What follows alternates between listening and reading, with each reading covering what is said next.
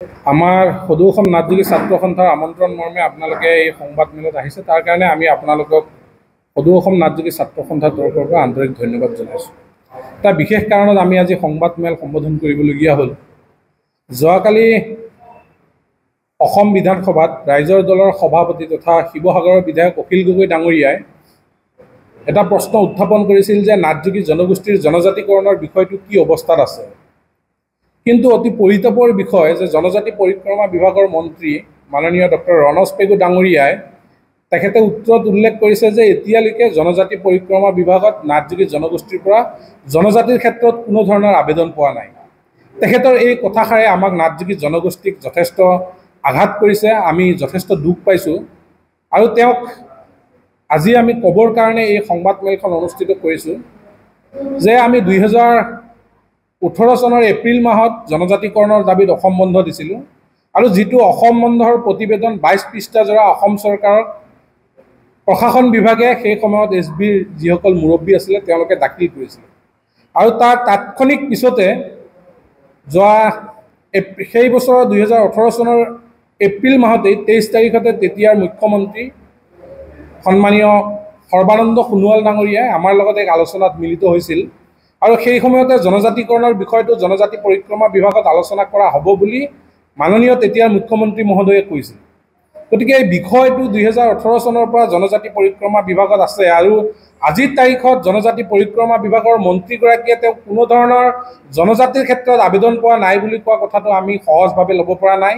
আৰু এই ক্ষেত্ৰত আমি তেখেতক ধিক্কাৰ জনাইছোঁ যে এনেকুৱা ধৰণৰ এগৰাকী মন্ত্ৰী হৈ তৰল মন্তব্য দি এটা জনগোষ্ঠীক যাতে কোনো ধৰণৰ আঘাত নাহানে তাৰ কাৰণে আমি তেখেতক আজি আহ্বান জনাইছোঁ। আৰু বিশেষকৈ আমি দেখিছিলোঁ যে জাতি মাটি ভেটি ৰক্ষাৰ শ্লোগান দি এই বিজেপি চৰকাৰখন অধিষ্ঠিত হৈছিল। গতিকে বিজেপি চৰকাৰখনে যে এতিয়া জাতি মাটি ভেটি ৰক্ষাত যে সম্পূৰ্ণৰূপে ব্যৰ্থ হৈছে সেই কথা পুনৰবাৰ প্ৰতিফলন হৈছে। আজিৰ তাৰিখত আমি বিধানসভাত দেখিছোঁ যে মাননীয় মুখ্যমন্ত্ৰী মহোদয়ে সাম্প্ৰদায়িকৰ ৰাজনীতি কৰে। অসম চৰকাৰৰ বিভিন্ন মন্ত্ৰীসকলে সাম্প্ৰদায়িক কথা বতৰা কৈ অসমখনৰ যি ৰাজনীতিৰ বিভাগ আছে এই ৰাজনীতি গোটেই বিষয়টোৱে বেয়া দৃষ্টিলৈ লৈ গৈছে। গতিকে আমি আহ্বান জনাইছোঁ যে মন্ত্ৰী বিধায়কসকলে যে সাম্প্ৰদায়িক ৰাজনীতি এই সাম্প্ৰদায়িক ৰাজনীতিৰ পৰা আঁতৰি আহি অসমত থকা যিবোৰ খিলঞ্জীয়া জাতি জনগোষ্ঠী বিশেষকৈ আমি নাটযোগী জনগোষ্ঠীয়ে আহ্বান জনাইছোঁ যে নাটযোগী জনগোষ্ঠীৰ যিবোৰ বিষয় চৰকাৰৰ লগত আলোচনা হৈছিল সেই গতিকে আমি যিহেতুকে ভাবিছিলোঁ যে এইখন জাতি মাটি ভেটিৰ শ্লোগান দিয়া চৰকাৰ কোনো ধৰণৰ আন্দোলন নকৰাকৈ এওঁলোকে আমাৰ দাবীসমূহ পূৰণ কৰিব। কিন্তু প্ৰকৃতাৰ্থত আমি দেখিলোঁ যে এগৰাকী মুখ্যমন্ত্ৰীয়ে মুখ্যমন্ত্ৰী মহোদয় হিমন্ত বিশ্ব শৰ্মা দায়িত্ব লোৱাৰ পিছতে 11 নৱেম্বৰ 2021 চন তাৰিখে আমাৰ কইনাধাৰত লৈ গৈ এক আলোচনাত মিলিত হৈছিলে আৰু উক্ত আলোচনাতে গোটেই বিষয়টো যিটো জনজাতিকৰণৰ বিষয় এই গোটেই বিষয়টো লিখি পেলাই তেখেতে ৰণজ পেগু ডাঙৰীয়া তেতিয়া জনজাতি পৰিক্ৰমা বিভাগৰ মন্ত্ৰী ৰণজ পেগু ডাঙৰীয়াৰ হাতলৈ লৈ গৈছিল আৰু ৰণজ পেগু ডাঙৰীয়াই আমাক 16 ডিচেম্বৰ 2022 চন তাৰিখে তেখেতে এক আলোচনাত মাতিছিল আৰু সেই আলোচনাত এই জনজাতিকৰণৰ গোটেই বিষয়টো আলোচনা হৈছিল। কিন্তু তাৎপৰ্যপূৰ্ণভাৱে যোৱাকালি তেওঁ কি ধৰণৰ লিখিত উত্তৰ প্ৰদান কৰিলে সেই বিষয়টো আমাক জনজাতি পৰিক্ৰমা বিভাগৰ মন্ত্ৰীগৰাকীয়ে আনুষ্ঠানিকভাৱে জনাব লাগিব। আৰু যদি কেৱল আলোচনাখনে ভেকু ভাওনা তেতিয়াহ'লে অসমৰ জনগণে জানিব যে এইখন চৰকাৰ যে এখন মিছলীয়া চৰকাৰ, এইখন চৰকাৰৰ যে কোনো ধৰণৰ কাম কাজ নাই, এইখন চৰকাৰ যে কেৱল মিছা কথা কৈয়ে ৰাইজক আবুৱা বাঢ়ে সেই কথা স্পষ্ট হ'ব। কাৰণ আলোচনাৰ নামত আলোচনা হৈছে তাৰপিছত জনজাতি পৰিক্ৰমা বিভাগৰ মন্ত্ৰীয়ে কৈছে যে ইয়াত কোনো ধৰণৰ জনজাতি বিভাগত তেওঁলোকৰ আবেদন পোৱা নাই। এইটো কি আচৰিত কথা।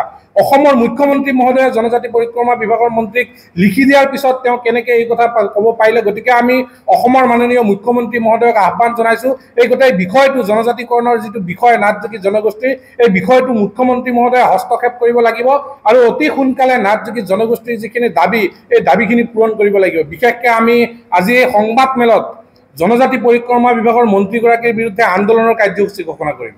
আমি আন্দোলন কৰিম, কিন্তু আজিৰ তাৰিখত সেই আন্দোলনৰ কাৰ্যসূচী স্থান আৰু তাৰিখ সময় আমি কোনো ধৰণৰ ৰাজহুৱাকৈ আজি আমি ঘোষণা নকৰোঁ। সোমবাৰৰ পৰা আমাৰ এই যি আন্দোলন এই আন্দোলন ধাৰাবাহিকভাৱে চলিব।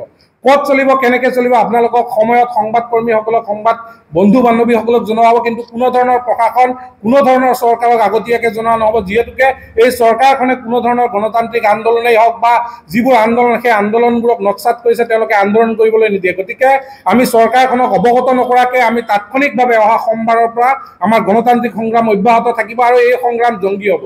এই সংগ্ৰাম জংগী হ'ব, এই সংগ্ৰাম কোনো ধৰণৰ গণতান্ত্ৰিক প্ৰক্ৰিয়াত নহয়। এই সংগ্ৰামত যিকোনো পৰিস্থিতিৰ সৃষ্টি হ'ব পাৰে। শদিয়াৰ পৰা ধুবুৰীলৈকে এই সংগ্ৰাম অব্যাহত থাকিব। আৰু বিশেষকৈ আমাৰ 20 ছেপ্টেম্বৰত সদৌ অসম নাথযোগী ছাত্ৰ সন্থাই কেন্দ্ৰীয় শ্বহীদ দিৱস শ্বহীদ মনোবৰ নাথৰ স্মৃতিত আমি অনুষ্ঠিত কৰি আহিছোঁ। আৰু 20 ছেপ্টেম্বৰৰ দিনাখন ধাৰাবাহিক গণতান্ত্ৰিক আন্দোলন 2026 চনৰ বিধানসভাৰ আগলৈকে সেই গণতান্ত্ৰিক আন্দোলনৰ কাৰ্যসূচী ঘোষণা হ'ব আৰু গণতান্ত্ৰিক আন্দোলন ধাৰাবাহিকতাৰে চলি থাকিব। গতিকে আমি মুখ্যমন্ত্ৰী মহোদয়ক প্ৰত্যাহ্বান জনাইছোঁ যে আপুনি আমাৰ এই নাথযোগী জনগোষ্ঠীৰ যিখিনি আৱেগ, যিখিনি অনুভূতি, এই আৱেগ অনুভূতিখিনিক লৈ খেলা নকৰিব। আমাৰ জনগোষ্ঠীৰ আজি খং উঠি ঘটিব আৰু এই প্ৰত্যাহ্বানৰ যিবোৰ প্ৰত্যাহ্বান সৃষ্টি হ'ব, সেই প্ৰত্যাহ্বান অসমৰ মন্ত্ৰীসকলে, অসমৰ মুখ্যমন্ত্ৰীয়ে ল'ব লাগিব। গতিকে আমি আজিৰ এই সংবাদ মেলত সেই কথা পুনৰবাৰ স্পষ্ট কৰি দিছোঁ যে এতিয়া আমি দেখিছোঁ যে চৰকাৰখনৰ যিবোৰ মন্ত্ৰী বিধায়ক আছে তেওঁলোকে কেৱল হাঁহি ধেমালিৰ ৰাজনীতি কৰিছে।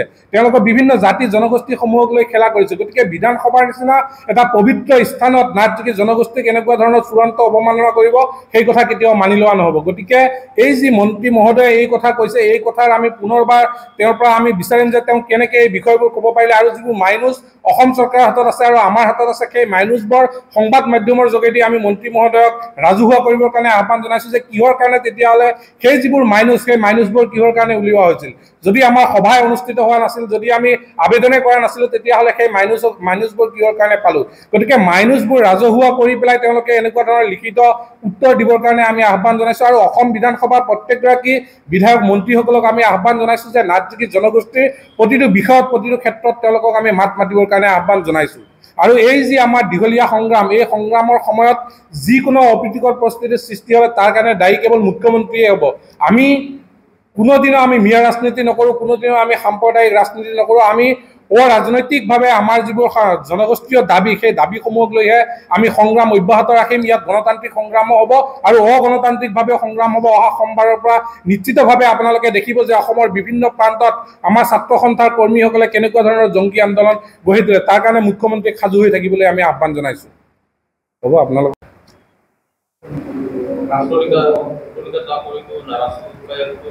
নিশ্চিতভাৱে সেয়াটো ৰাজপথত ওলাই অহাই আন্দোলন হ'ব। কিন্তু প্ৰশাসন আৰু চৰকাৰে বিভিন্ন প্ৰকাৰে এই আন্দোলনসমূহক মহিমূৰ কৰিব বিচাৰিছে। গতিকে আমি আগতীয়াকৈ সংবাদ মাধ্যমৰ যোগেদি এই কথা প্ৰকাশ কৰিব বিচৰা নাই, যিহেতুকে তেওঁলোকে আমাক আন্দোলন কৰিব নিদিয়ে। গতিকে আমিও তাৎক্ষণিকভাৱে ৰাজপথত ওলাই আমি ক'ত আৰু কেতিয়া, কোন ঠাইত, স্থান আৰু সময় আমি সঠিকভাৱে এতিয়া নক'ম। যেতিয়া আমাৰ আন্দোলন হ'ব নিশ্চিতভাৱে তাৰ 5-10 মিনিট আগত সংবাদ কৰ্মীসকলক জনোৱা হ'ব আৰু ৰাজপথতে আন্দোলন হ'ব। পুত্তলিকা দাহ হ'ব, মুখ্যমন্ত্ৰীৰ দাহ হ'ব, ৰণজ পেগুৰ দাহ হ'ব, আন আন মন্ত্ৰী বিধায়কসকলৰ পুত্তলিকা দাহ হ'ব, এই কথা স্পষ্ট।